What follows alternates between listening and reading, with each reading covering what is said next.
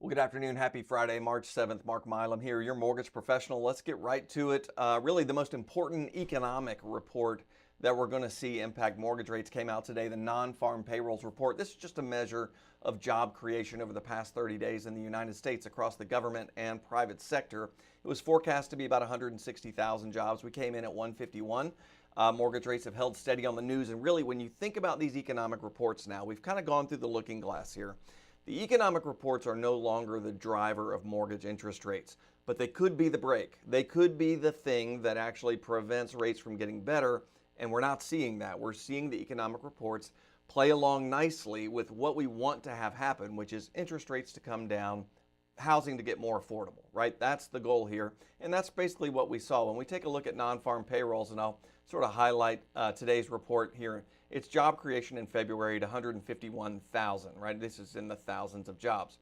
The government jobs, actually, we subtracted 10,000 government jobs. That kind of goes along with the headlines I'm sure you've been reading.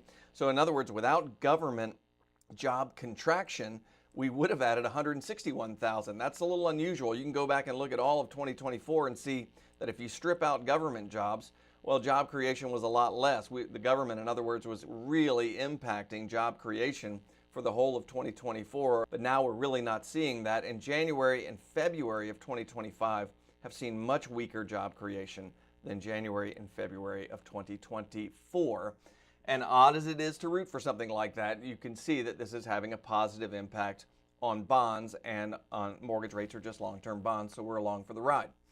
In case you missed it, in February, Fannie Mae issued their 2024 financial results.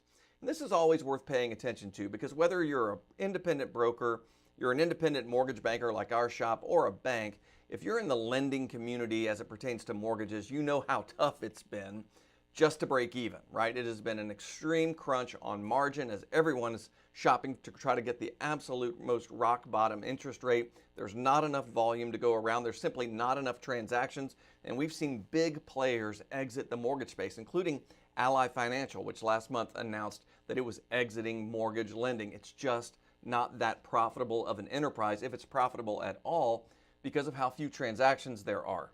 Now, we shift this to Fannie Mae's 2024 volume and profitability report. And I'm going to flip the screen back around here and give you some indication. I think it's always good to look at these things in context.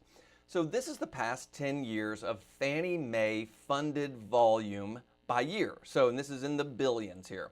So back in 2015, Fannie Mae funded between single-family, multifamily purchases and refinance $516 billion in volume. 2016 was 637, 570, 512, 666. You get the picture.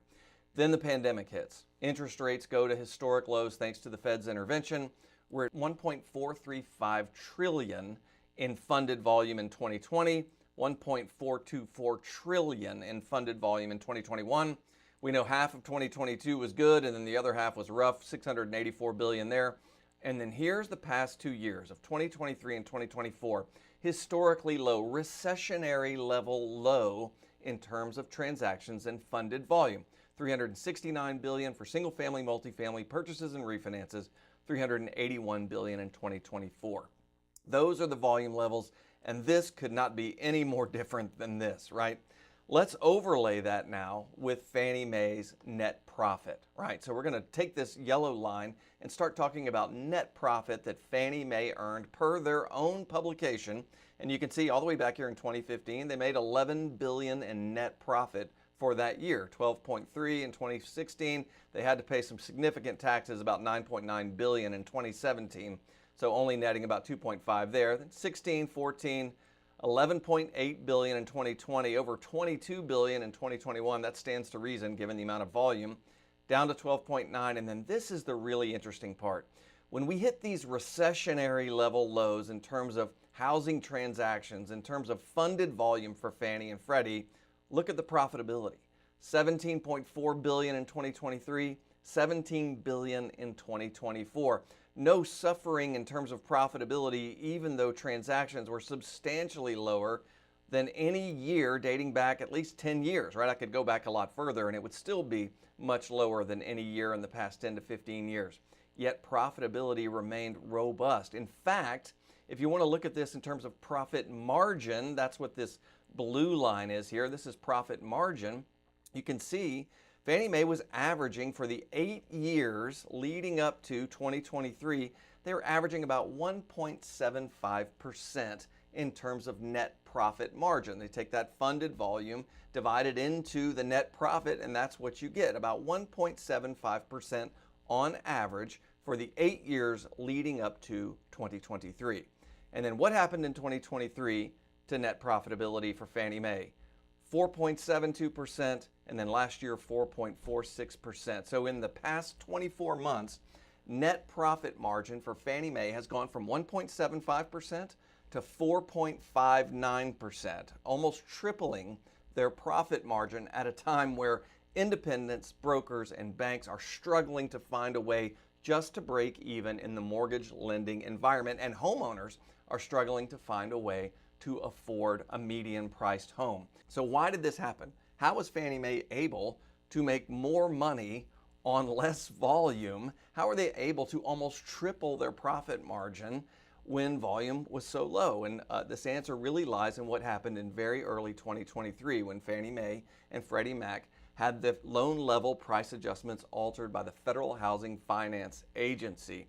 And we saw housing become less affordable, not because of increases to interest rate, not because of increases to the price of houses, but because of changes to how Fannie Mae and Freddie Mac price their loans. And those changes are largely in effect today. They're affecting refinance rates, not just no cash out refinance, but also cash out refinances. And we continue to call upon the Federal Housing Finance Agency and the administration in the White House to take a good hard look at this, because it's not something that fits into a soundbite very easily. It's hard to keep people's attention when you start talking about loan level price adjustments with Fannie Mae and Freddie Mac. But trust me, if you've gone to buy a home or refinance a home in the past 36 months, it's affected you. It's affected your ability to qualify for the payment or the loan amount that you were seeking. And we're calling on the Federal Housing Finance Agency to take a saw to the loan level price adjustments and pare them back and make them more realistic and more responsible, especially in light of the fact that Fannie Mae's profitability, their profit margin, has almost tripled at a time when we've seen housing go into a significant recession and prolonged recession. If I can be of any service to you over the weekend, don't hesitate to reach out. Mark.Milam at highlandmtg.com. Have a good weekend.